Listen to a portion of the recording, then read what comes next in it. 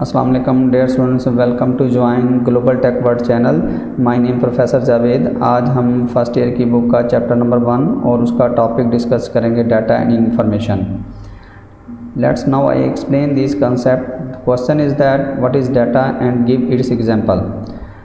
Data is the collection of raw facts and figure. Data जो है वो collection है रॉ फैक्ट्स और फिगर्स की। Raw facts and figure means ये है कि जिसके कोई मीनिंग्स नहीं है, अभी इसके पे डाटा के ऊपर प्रोसेसिंग नहीं की गई। हम डिफरेंट सोर्सेज से डाटा इकट्ठा करते हैं, कुछ वोचर्स के थ्रू, कुछ फिगर्स के थ्रू, कुछ पिक्चर्स के थ्रू, या कीबोर्ड के थ्रू, या वॉइस के थ्रू, या वोचर्स के थ्रू। डाटा नॉर्मली किसी भी फॉर्म में हो सकता है, ऑडियो, वीडियो, सिंबल्स, नंबर और करैक्टर्स, किसी भी फॉर्म में हो सकता है। तो रॉ फैक्ट्स का मतलब ये होता है कि अभी इस डाटे के ऊपर जो है वो प्रोसेसिंग नहीं की गई। जैसे आप डाटा देते हैं 4 और 6, इसके कोई मीनिंग्स नहीं है। जब हम इसको सम करेंगे तो ये इसके ऊपर प्रोसेसिंग करेंगे तो इन 10 अगर 4 + 6 करते हैं तो 10 हमारी इंफॉर्मेशन होगी। तो it is the meaningless. Data जो होता है वो मीनिंगलेस है और डाटा जो है अनप्रोसेस थिंग है। डाटा रॉ मटेरियल होता है फॉर गेटिंग इन्फॉर्मेशन। डाटे की बेस के ऊपर हम इंफॉर्मेशन गेट करते हैं। The word raw means that the facts not yet been process. Raw का मतलब ये है कि अभी डाटे के ऊपर प्रोसेसिंग नहीं की गई to get the exact meaning. तो डाटे के ऊपर हम प्रोसेसिंग करने के बाद इंफॉर्मेशन जनरेट करते हैं या उसके एग्जैक्ट मीनिंग लेते हैं। तो data is a collected from different sources. Data हम डिफरेंट सोर्सेज से इकट्ठा करते हैं और उसी किसी फाइल में रिकॉर्ड कर लेते हैं, किसी वोचर से, किसी का इंटरव्यू लेके, किसी ऑडियो से, वीडियो से, किसी फैक्ट्स एंड फिगर से, किसी सिंबल से, किसी नंबर से। तो it is collected from different objective के लिए डाटा हम इकट्ठा करते हैं। तो डाटा में consist of characters, symbols, numbers या पिक्चर्स की फॉर्म में हो सकता है। तो कुछ मेन कॉन्सेप्ट्स हैं। Main concepts about data include, ये पॉइंट्स आपको एग्जामिनेशन पॉइंट ऑफ व्यू से या आपको टॉपिक को याद रखने के लिए ये पॉइंट्स रिमेंबर रखने हैं। डाटा जो होता है अनप्रोसेस होता है, डाटा रॉ मटेरियल होता है, डाटा जो है वो collection of facts and figures होता है, data use to process information, डाटे की बेस के ऊपर इंफॉर्मेशन जनरेट की जाती है, और data use to run organization successful. एक कंपनी को या किसी भी ऑर्गेनाइजेशन को सक्सेसफुल रन करने के लिए हमें डाटे की ज़रूरत होती है। डाटे की कुछ एग्जांपल ले सकते हैं कि daily sale of the company is enter into the computer. हम डेली सेल जो है कंप्यूटर में एंटर करते जाएंगे, वो एज ए डाटा है। And after the month end, और मंथ एंड के ऊपर it process to get monthly sale record. तो मंथ एंड पे जो हमारा कंप्यूटर सिस्टम है वो सारी सेल्स को सम अप करेगा और मंथली सेल जो होगी वो इन्फॉर्मेशन होगी। इसी तरह marks of student in the each subject are enter as a data. इसी तरह आपके सब्जेक्ट के मार्क्स हम कंप्यूटर सिस्टम में एंटर कर देंगे, आपके मैथ के मार्क्स, इंग्लिश के, उर्दू के, कंप्यूटर के। And finally it's sum up to generate the obtain marks. और फिर उसके बाद हम उसको क्या करेंगे, सम अप करेंगे। यहाँ सम का प्रोसेस हो रहा है। And calculate the grade after the processing, और उसका हम ग्रेड जनरेट करेंगे। तो डाटा के ऊपर हम प्रोसेसिंग करके डिफरेंट टाइप की इंफॉर्मेशन जनरेट कर रहे हैं। तो डाटा की एग्जांपल आप कोई भी ले सकते हैं। Daily work hours enter into the computer as a data to calculate the total work hours at the month end of the, to calculate the monthly salary of the employee। एक बाहर के दुनिया के अंदर लोग जो है वो ऑर्ली बेसिस के ऊपर पे करते हैं कंपनीज़। तो हम एक एम्प्लॉय के मंथली आवर्स जो हैं कंप्यूटर सिस्टम में एंटर कर लेंगे और मंथ डे एंड पे या वीक एंड पे जो है हम तमाम आवर्स को जो है वो कैलकुलेट करेंगे, सम अप करेंगे, और मंथ एंड के ऊपर जितने आवर्स आए हैं तो उसकी मंथली सैलरी जो है वो आवर्स की बेस के ऊपर कैलकुलेट की जाएगी। तो डाटा की एग्जांपल ये भी हो सकती है कि आप जो है वर्क आवर्स जो हैं किसी एम्प्लॉयज़ के कंप्यूटर सिस्टम में एंटर कर रहे हैं और उसको सम अप करके हम उसकी मंथली सैलरी जनरेट कर रहे हैं। और जो आपके बुक में एग्जांपल लिखी हुई है वो एक एडमिशन फॉर्म की है। Admission form filled by the students when they get admission in the college. जब आप कॉलेज में एडमिशन लेते हैं तो आप एक एडमिशन फॉर्म फिल करते हैं। The form consist of raw facts about the students. Form के ऊपर रॉ फैक्ट्स हैं, डाटा है जो आप कॉलेज को प्रोवाइड करते हैं, अभी वो मीनिंगलेस है, उसके ऊपर कोई प्रोसेसिंग नहीं की गई।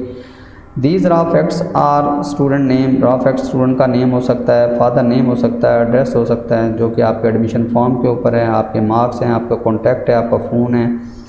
The purpose of collecting this data to maintain the record of students during the study period in the college. Data इसलिए इकट्ठा किया गया है कि स्टडी पीरियड के अंदर जो है वो हम कॉलेज जो है उस डाटे को यूज़ कर सके। तो इसी तरह अगर हम तमाम स्टूडेंट्स का डाटा जो है वो कंप्यूटर सिस्टम में फीड कर देते हैं और उसके बाद हम ये देखना चाहते हैं भी कौन से स्टूडेंट्स ऐसे हैं जिनका सब्जेक्ट कंप्यूटर हैं, तो हम डाटे के ऊपर प्रोसेसिंग करके जो है इंफॉर्मेशन जनरेट कर लेंगे। या हम देखना चाहते हैं कि कौन से ऐसे स्टूडेंट्स हैं जिनका ताल्लुक जो है मुल्तान सिटी से है, तो हम डाटे के ऊपर प्रोसेसिंग करके इंफॉर्मेशन जनरेट कर लेंगे। नेक्स्ट टॉपिक की तरफ आते हैं। What is information? Give its example. The process data is called information. Are meaning conveyed by the process data is called information. तो प्रोसेस डाटा, जिस डाटे के ऊपर प्रोसेसिंग कर दी जाए वो इंफॉर्मेशन में जो है कन्वर्ट हो जाएगा, या मीनिंग कन्वेड जो कि मीनिंग कन्वे कर रहा है डाटा आफ्टर प्रोसेसिंग वो इंफॉर्मेशन होगी। तो डाटे के ऊपर प्रोसेसिंग करेंगे और प्रोसेसिंग करने के बाद जो है इंफॉर्मेशन जनरेट की जाएगी। Information is organized and process shape of data. It is more meaningful than data. Information जो है वो ऑर्गेनाइज फॉर्म होती है, इंफॉर्मेशन जो है वो प्रोसेस फॉर्म होती है डाटे की, और इंफॉर्मेशन जो है वो ज़्यादा मीनिंगफुल होती है डाटे से। तो डाटे के ऊपर हम प्रोसेसिंग करके इंफॉर्मेशन जनरेट करेंगे और ऑर्गेनाइजेशन डिफरेंट टाइप्स की इंफॉर्मेशन जो हैं वो जनरेट करेंगी डाटे की बेस के ऊपर, वो उनके अपनी रिक्वायरमेंट के हिसाब से होगी। तो जैसे अभी हमने बहुत सारी एग्जांपल देखी डाटे के वक्त कि हम सब्जेक्ट के मार्क्स एंटर करते हैं और कंप्यूटर से सम करता है और 10 मार्क्स इंफॉर्मेशन है। हम डेली सेल एंटर करते हैं और मंथ एंड पे हमारा कंप्यूटर सिस्टम जो है वो मंथली सेल जनरेट करता है, वो इंफॉर्मेशन है। इसी तरह जो है वर्क आवर्स एंटर करते हैं एम्प्लॉय को, और मंथली आवर्स जो होगी जिसके ऊपर हम सैलरी कैलकुलेट करेंगे वो भी इंफॉर्मेशन होगी। तो इंफॉर्मेशन जो हैं इसकी डिफरेंट एग्जांपल्स हो सकती हैं। मेन कॉन्सेप्ट के अंदर आ जाएं इंफॉर्मेशन के, तो इंफॉर्मेशन जो है प्रोसेस फॉर्म है डाटा की, और information more meaningful than data, and information जो है यूज़ फॉर डिसीजन मेकिंग के लिए यूज़ की जाती है। डिसीजन मेकिंग से मुराद यह है कि जैसे अभी मंथली सेल, एक सेल मैनेजर के लिए इंफॉर्मेशन है कि इस माह जो सेल हुई है वो बिलो द टारगेट हुई है, वो अबव द टारगेट हुई है, अप टू द मार्क हुई है। तो एक सेल मैनेजर के लिए जो इंफॉर्मेशन जनरेट कर रहा है कंप्यूटर सिस्टम, वो उसकी ऊपर डिफरेंट डिसीजंस लेगा कि मैं अपनी सेल्स को, कंपनी सेल्स को कैसे इम्प्रूव करूं। अगर हम कॉलेज का स्टूडेंट्स का जो डाटा है एग्ज़ाम का वो हम एंटर करते हैं और कंप्यूटर सिस्टम जो है वो जनरेट करता है पासिंग एंड फेलिंग रेशो, तो एक कॉलेज का प्रिंसिपल जो है जो इंफॉर्मेशन जनरेट की जा रही है उसके ऊपर डिफरेंट देखेगा कि कौन सी हम ऐसी स्ट्रेटजीज़ अडॉप्ट करें कि स्टूडेंट्स की जो है वो पासिंग रेट जो है पासिंग परसेंटेज बेहतर हो जाएगी। तो कंप्यूटर सिस्टम जो है डाटे को प्रोसेस करेगा और इन्फॉर्मेशन जनरेट करेगा, और इन्फॉर्मेशन की बेस के ऊपर डिफरेंट मैनेजर्स जो होंगे वो डिसीजन लेंगे। नेक्स्ट देखें, कुछ एग्जांपल दी गई हैं कि मंथली सेल जो record is generated by processing daily sale. जो मंथली सेल आप जनरेट कर रहे हैं डाटे के ऊपर प्रोसेसिंग करके डेली सेल के डाटे के ऊपर, तो वो इंफॉर्मेशन है।